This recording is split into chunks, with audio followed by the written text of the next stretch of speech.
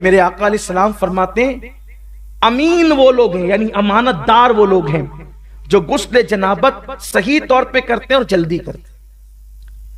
اچھا، غسل جنابت بھی صحیح طور پہ ہونا چاہیے۔ حضور اکرم صلی اللہ علیہ وسلم فرماتے ہیں جب کسی کو جنب کی کیفیت ہوتی ہے تو اس کے بال میں جنابت ہوتی ہے، اگر ایک بال بھی حالت جنابت میں دھلنے سے رہ گیا تو پاکی نہ ہو۔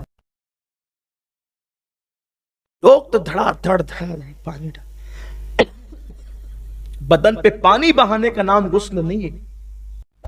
ناک کی نرم ہڈی تک پانی چڑھانا، غرغرہ کر کے حلق تک پانی پہنچانا اگر روزے میں نہیں ہے تو، اور اس کے بعد اس انداز سے بدن پر پانی بہانا کہ ہر بال سے کم 3 قطرے پانی بہہ جائے، یہ ضروری ہوتا ہے۔ فرض غسل بہت احتیاط سے ہونا چاہیے ورنہ غسل باقی رہے گا۔ کچھ لوگ تو بس بدن پہ 3 4 بچوں کے باپ ہو گئے لیکن غسل کرنا سیکھ ہی نہیں سکے۔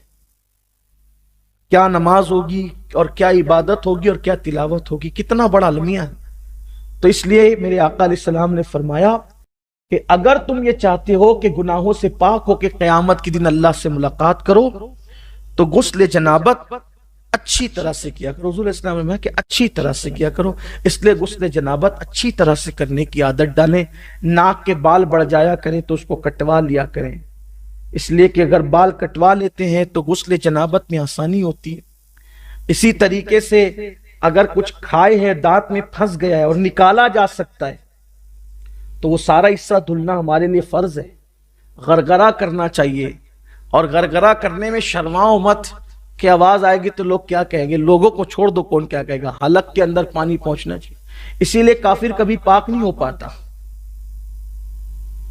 کافر کبھی پاک، کیونکہ وہ نہا تو لیتا ہے، پانی تو بہا لیتا ہے، کبھی کبھی بے تکلف پانی پینے کی وجہ سے اس کا غرغرہ بھی ہو جاتا ہے، حلق بھی دھل جاتا ہے بے تکلف پانی پینے، لیکن ناک میں پانی وہ کبھی نہیں پہنچا پاتا۔ نہا تو لیتا ہے، پانی تو بہا لیتا ہے، کبھی کبھی بے تکلف پانی پینے کی وجہ سے اس کا غرغرہ بھی ہو جاتا ہے، حلق بھی دھل جاتا ہے بے تکلف پانی پینے، لیکن ناک میں پانی وہ کبھی نہیں پہنچا پاتا، کیونکہ ناک میں پانی پہنچانے کا تصور صرف اسلام میں ہے۔ اس لیے کافر کبھی پاک نہیں ہو پاتا ہے غسل جنابت سے، کبھی پاک نہیں ہو پاتا۔ اسی لیے ہمارے حضور مفتی اعظمین کا تقوی یہ تھا کہ کبھی آپ کافر کے ہاتھ کی بنی ہوئی چائے بھی نہیں پیتے تھے، حالانکہ پی سکتے ہیں لیکن نہیں پیتے، ان کا مزاج تھا۔ بلکہ ان کا ذکر آ گیا تو ایک بات یاد آ گئی، ایک ایسی خوبصورت محفل تھی جہاں حضور مفتی اعظم اور محدث اعظم دونوں جمع تھے، چائے آ گئی، اور چائے آئی تو چائے رکھی گئی، اتفاق سے چائے ہوٹل سے آئی تھی، تو سیدی مفتی اعظم نے پوچھا کہ چائے کہاں سے آئی؟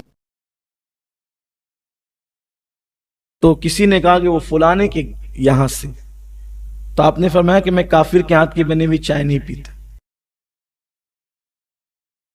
وہ چائے اٹھا لی گئی، چائے رکھی تھی سیدی محدث اعظمین کے سامنے، تو لوگوں نے سمجھا وہ نہیں پی رہے تو یہ بھی نہیں پئیں گے، تو سیدی محدث اعظمین رحمت اللہ تعالی سے کسی کا حضور مفتی اعظم چائے نہیں پیتے، گا کیوں؟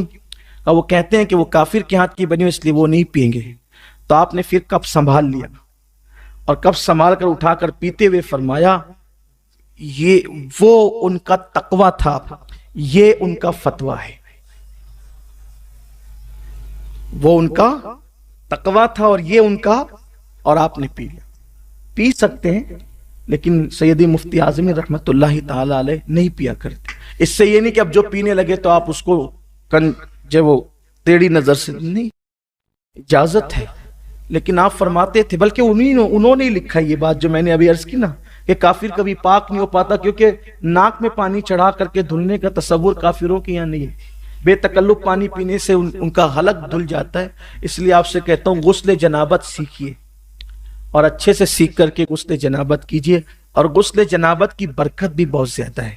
جب کوئی غسل جنابت کرتا ہے تو ہر قطرے کی تعداد کے برابر فرشتے پیدا کیے جاتے ہیں، اور وہ فرشتے قیامت تک اس